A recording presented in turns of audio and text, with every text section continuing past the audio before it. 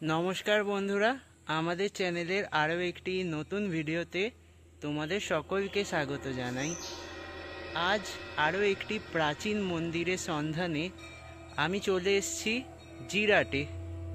কোন মন্দিরে এসেছি, এখানে টাইমিংস কি, এখানে তোমরা কিভাবে আসবে, সব তথ্য ও এই মন্দিরের ইতিহাস সবই তোমাদের জানাবো এই ভিডিওর মাধ্যমে। তাহলে চলো বন্ধুরা, আজকের এই ছোট্ট ভিডিওটি শুরু করা যাক।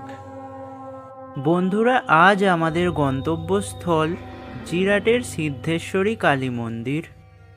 তোমরা হাওড়া কিংবা ব্যান্ডেল জংশন স্টেশন থেকে কাটোয়াগামী যে কোনো ট্রেনে করে চলে আসতে পারবে জিরাট স্টেশন।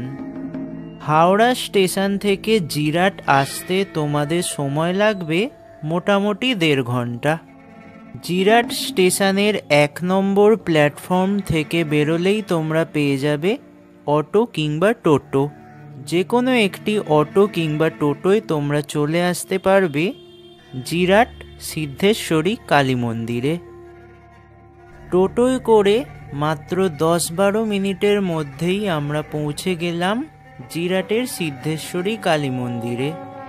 স্টেশন থেকে এই মন্দিরে আসতে টোটো ভাড়া লাগলো 15 টাকা। চলো বন্ধুরা, বেশি দেরি না করে প্রথমেই জেনে নেওয়া যাক প্রাচীন জাগ্রত এই মন্দিরের ইতিহাস।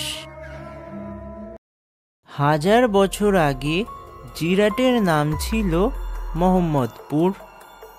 এখানে গঙ্গার পাশেই ছিল কালী নামক এক ডাকাতের আস্তানা। ধন সম্পদ লুট করাই ছিল এই ডাকাতের মূল লক্ষ্য। ডাকাতি করার জন্যই মা কালীর আরাধনা করত সে।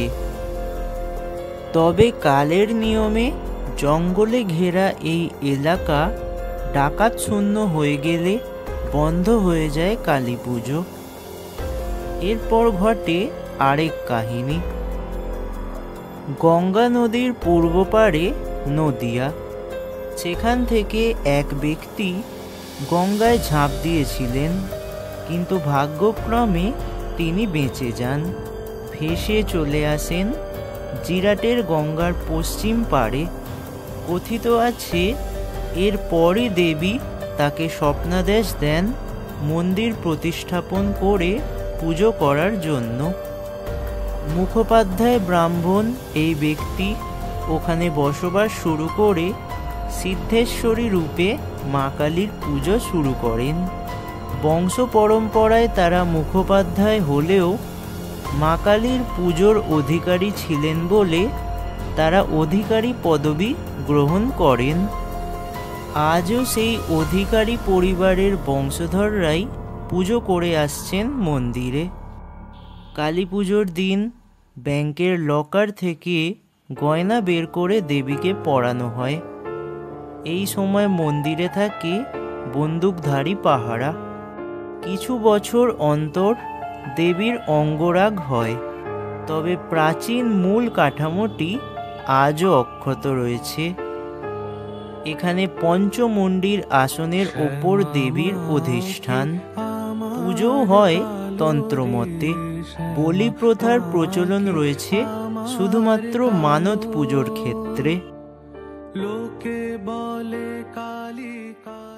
সিদ্ধেশ্বরী মায়ের এই মন্দিরের ঠিক পাশেই রয়েছে কাল ভৈরবের মন্দির।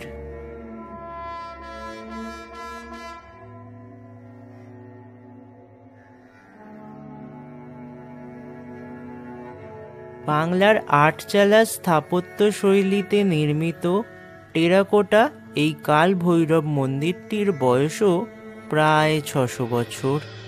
পুরাণ অনুসারে সতীর দেহাংশের মধ্যে যেখানে হাতের বালা বা বলয় পতিত হয়েছিল সেই জায়গাগুলি বলয়পীঠ নামে পরিচিত।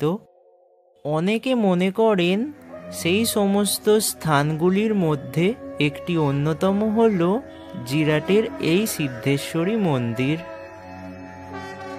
কাল ভৈরব মন্দিরের দরজা প্রায় সবসময় বন্ধ থাকে।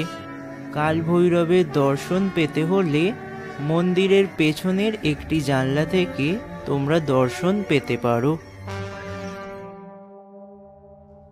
দেবী সিদ্ধেশ্বরীর দর্শন তোমরা দিনে যে কোনো সময় আসলেই পেতে পারো। স্থানীয়দের মতে এখানের মা খুবই জাগ্রত। কালী পুজোর দিন ছাড়াও এখানে নিত্য পুজো হয়, তবে দীপান্বিতা অমাবস্যায় বিশেষভাবে পুজো ও ভোগের আয়োজন করা হয়।